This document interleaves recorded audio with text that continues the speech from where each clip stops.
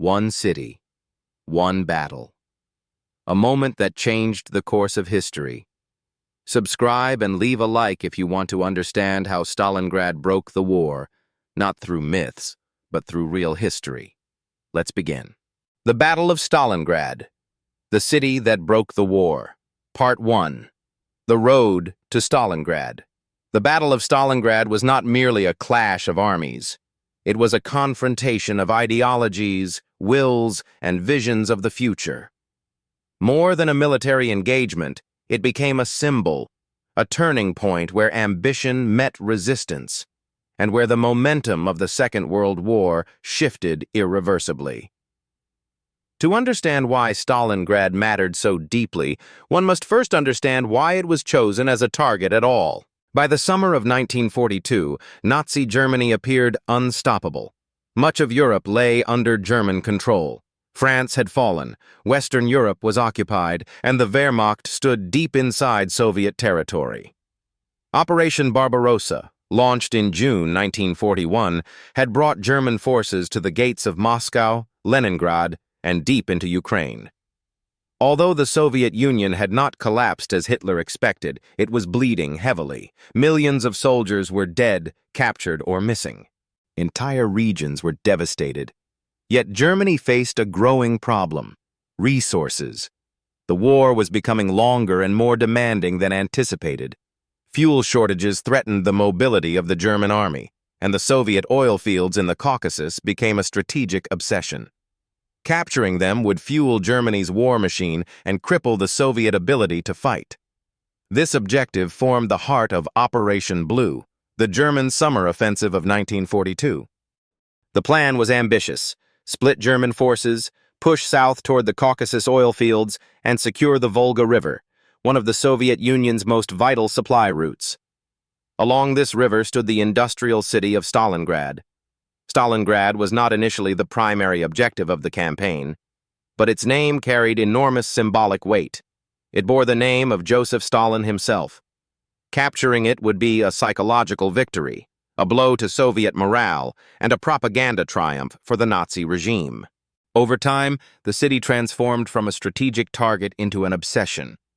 Hitler's fixation grew. What began as a supporting objective became a personal challenge. Stalingrad had to fall, not only for military reasons, but for ideological ones. The city stretched along the western bank of the Volga River, an industrial center producing tractors, tanks, and weapons. Its factories worked relentlessly, even as the front line approached. Workers assembled tanks during the day, and many of those tanks rolled directly from the factory floor into battle, crewed by men who had built them only hours earlier. As German forces advanced eastward, Soviet leadership faced a stark choice: retreat and preserve forces, or stand and fight for the city at all costs. Stalin chose the latter. Retreat was no longer acceptable. The city would not be surrendered. Order number 227, issued in July 1942, made this clear. Its message was brutal and uncompromising. Not one step back. Blocking detachments were formed to prevent unauthorized retreats. Discipline was enforced with fear as much as loyalty. The defense of Stalingrad became not just a military mission, but a test of survival for the Soviet state itself. By late August 1942, German aircraft filled the skies. The Luftwaffe unleashed a devastating bombing campaign, reducing large parts of Stalingrad to rubble. Entire neighborhoods vanished in flames. Thousands of civilians were killed in days. Fires burned uncontrollably, turning the city into a hellscape of smoke, ash, and broken concrete. Ironically, this destruction would later aid the defenders. The ruins eliminated German advantages in mobility and coordination. Tanks struggled to move through debris. Streets disappeared. The battlefield transformed into a maze of shattered buildings and improvised fortifications. German troops entered the city believing victory was close. They expected the Soviet defenders to collapse under pressure, as so many had before.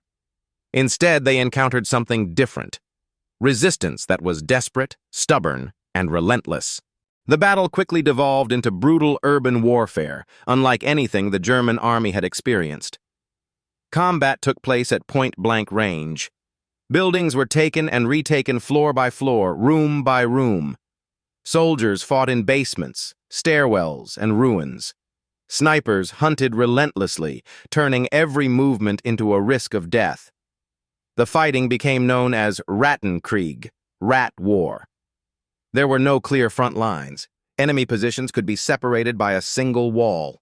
Control of a factory, a hill, or even a staircase could shift multiple times in a single day. Soviet forces clung to the western bank of the Volga, supplied at night by boats crossing under fire. Many never made it across. Those who did knew they were unlikely to return. Reinforcements arrived knowing survival was uncertain, but surrender was unthinkable. Among the defenders emerged legendary figures, snipers, factory workers, officers, whose stories would become symbols of resistance. Yet the true strength of the defense lay not in individual heroism, but in collective endurance. The city absorbed the German assault and refused to break. By October 1942, German forces controlled most of Stalingrad.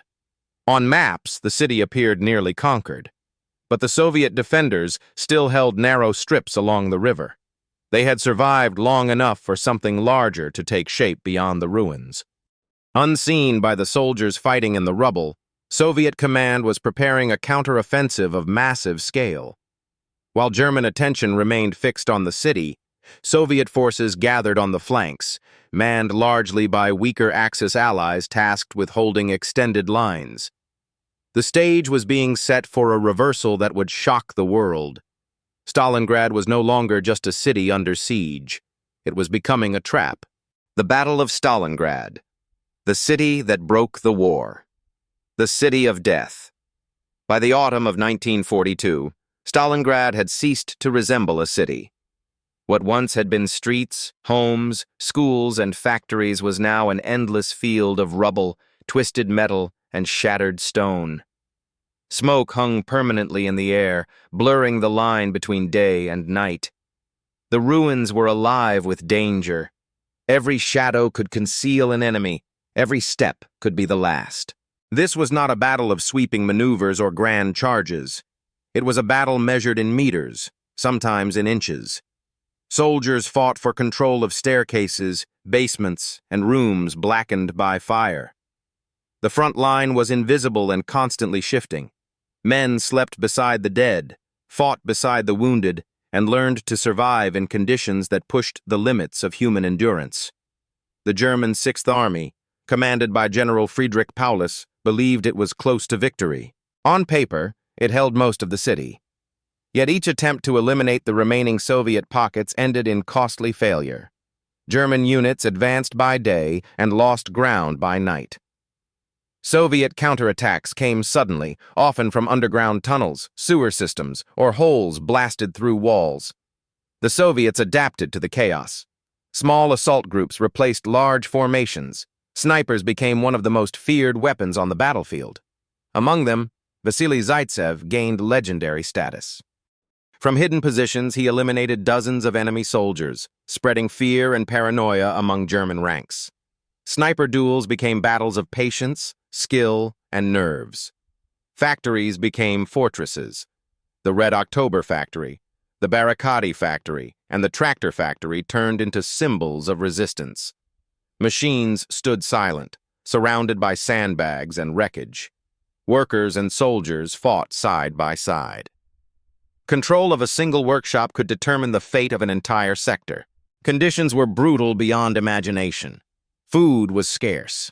Water was often drawn from the Volga under constant artillery fire. Wounded soldiers sometimes lay untreated for days.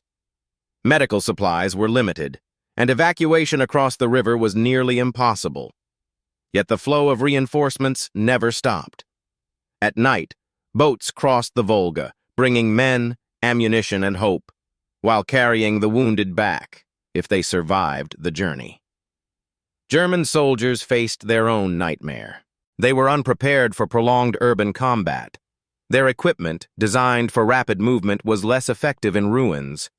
Casualties mounted relentlessly. Morale declined as progress slowed and losses increased. The promise of a quick victory vanished. Winter approached. Temperatures dropped. Frostbite became as deadly as enemy fire. Supplies became harder to deliver. German lines stretched thin, while Soviet resistance hardened. Despite overwhelming pressure, the Soviet defenders refused to yield. Commanders rotated units constantly to prevent collapse. The goal was not to defeat the Germans in the city, but to hold them. Every hour gained mattered. Every street defended bought time. Behind the scenes, Soviet High Command, Stavka, was preparing a decisive blow. Massive forces were being assembled far from the city. Tanks, artillery, and fresh divisions moved into position in silence. The Germans saw only the desperate struggle in the ruins. They did not see the storm forming on their flanks. By November 1942, the battle inside Stalingrad reached a terrifying equilibrium. Neither side could deliver a final blow within the city itself. The ruins swallowed men and machines alike. Victory seemed impossible, and yet inevitable. The Germans were bleeding, exhausted, and dangerously overextended.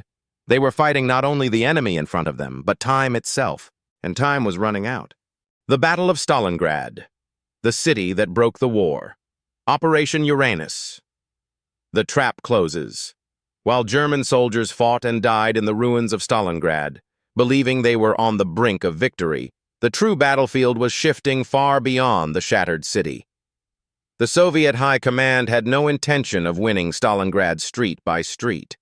The city was never meant to be the grave of the German Sixth Army by frontal assault alone. It was meant to hold it in place long enough to destroy it completely. By November 1942, the German advance had reached its limit. The Sixth Army was deeply embedded in the city, its flanks stretched thin across vast open steppe. These flanks were not held by Germany's strongest units, but by its allies, Romanian, Hungarian, and Italian forces. Poorly equipped, undersupplied, and lacking anti-tank weapons, they were dangerously exposed. Soviet planners saw the weakness clearly. The plan, codenamed Operation Uranus, was bold and precise. Rather than strike the heavily defended urban core, Soviet forces would attack the vulnerable flanks north and south of Stalingrad. Two massive pincers would smash through the Axis lines, race toward each other, and encircle the entire German Sixth Army inside the city. On the morning of November 19, 1942, the silence broke. A thunderous artillery barrage erupted across the steppe north of Stalingrad. Thousands of guns opened fire simultaneously, shaking the frozen ground. Romanian positions disintegrated under the onslaught. Soviet tanks surged forward, overwhelming defenses that collapsed within hours. Entire units were overrun, cut off, or destroyed. The next day, November 20th, the southern pincer struck. Once again, Axis defenses crumbled. Soviet armored columns advanced rapidly, cutting through supply routes and command centers. German commanders struggled to understand the scale of the attack. Reports were delayed, contradictory, or simply ignored. Within days, the trap snapped shut. On November 23rd, Soviet forces linked up near the town of Kalach on the Don, sealing the encirclement. Over 250,000 Axis troops, German, Romanian, and auxiliary units, were trapped inside Stalingrad. For the first time in the war, an entire German field army had been surrounded. Shock spread through German headquarters. General Paulus requested permission to break out while it was still possible. The Sixth Army still had fuel, some mobility, and a narrow window of opportunity. A withdrawal would have been costly, but survivable. The answer from Hitler was immediate and absolute. The Sixth Army was to hold its position. Stalingrad would not be abandoned. Supplies would be delivered by air. Relief forces would arrive. The army was ordered to stand fast. It was a fatal decision. The Luftwaffe was incapable of supplying the encircled force. Weather conditions, Soviet anti-aircraft fire, and the sheer scale of demand made the airlift impossible. Only a fraction of the required supplies reached the city. Ammunition ran low. Fuel became precious. Food was rationed to starvation levels. Inside the pocket, reality set in. Winter tightened its grip. Temperatures fell far below freezing. Soldiers burned furniture, wooden beams, even books to stay warm. Wounded men froze to death in makeshift shelters. Horses were slaughtered for food. Discipline eroded as desperation grew. Soviet forces tightened the ring. Constant attacks prevented any reorganization or escape. Attempts by German relief forces from the outside, most notably Operation Winter Storm, failed to break through. The distance between the relief forces and the encircled army remained painfully close, yet impossibly far. By January 1943, the Sixth Army was no longer a fighting force. It was a mass of exhausted, starving men clinging to survival. Disease spread rapidly. Ammunition was nearly gone. Entire units ceased to exist.